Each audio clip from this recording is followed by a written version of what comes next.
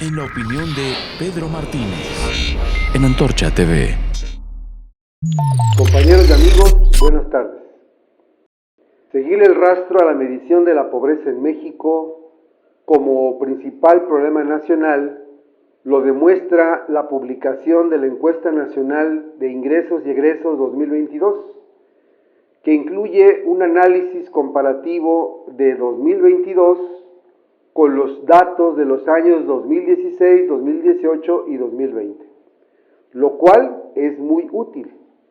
Así lo comentó el investigador del Colegio de México, Julio Volvinic. Dicha encuesta fue presentada por el Instituto Nacional de Estadística y Geografía y menciona como dato relevante el aumento de los ingresos. Pero los resultados de la encuesta no son para echar las campanas al vuelo, mencionó el académico. Los resultados de la publicación son una muestra de que la consigna del actual gobierno de primero los pobres no se ha cumplido. Por ello, y dada la enorme desigualdad prevaleciente en el país, podemos afirmar que seguiremos encontrando alta pobreza de ingresos, aunque menor que en 2020, cuando la pandemia estaba en su auge, incluso sin considerar las otras dimensiones de la pobreza multidimensional, por lo que la noción del estancamiento se mantiene.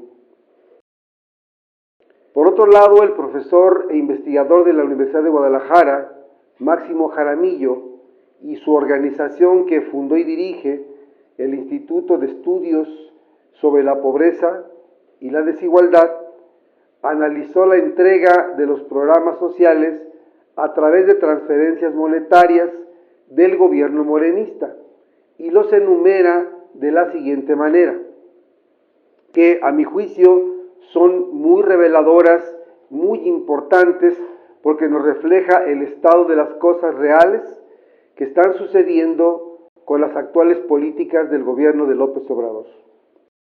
Número 1. La cobertura alcanzó un máximo de 34% de los hogares en 2022, contra el 31% en 2016, un mínimo aumento que podemos apreciar. Número 2. En 2022, los hogares más pobres reciben menos recursos que en el sexenio de Peña Nieto y los más ricos han triplicado los recursos que reciben. Número 3.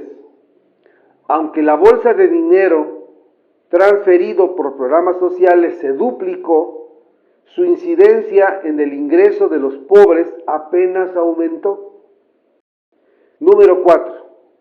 Aunque en el sexenio pasado, el de Peña Nieto, la política social transfería menos recursos, era más redistributiva.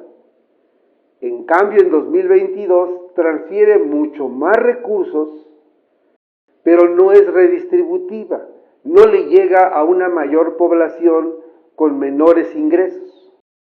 Número 5. Salvo la pensión alimentaria para adultos mayores, que no es redistributiva a los pobres, porque muchos adultos mayores no están en esa condición, los demás programas sociales cayeron entre 2018 y 2020 en estados tan pobres como Chiapas, Zacatecas y Oaxaca, y sí aumentaron en lugares donde las condiciones no son tan apremiantes, como la Ciudad de México y Nuevo León, entidades que sabemos cuentan con mayores ingresos. Número 7. En 2022, el 10% de los hogares más pobres recibe 9% de recursos contra 23% en 2018. Y el 10% más rico recibe 8%, mucho mayor que el 2% de 2016.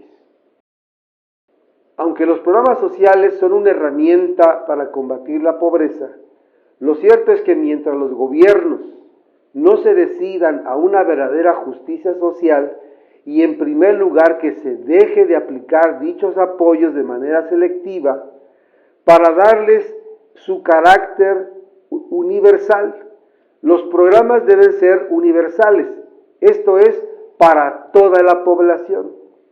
Que se respeten los derechos constitucionales a la salud, a la educación, al trabajo bien remunerado.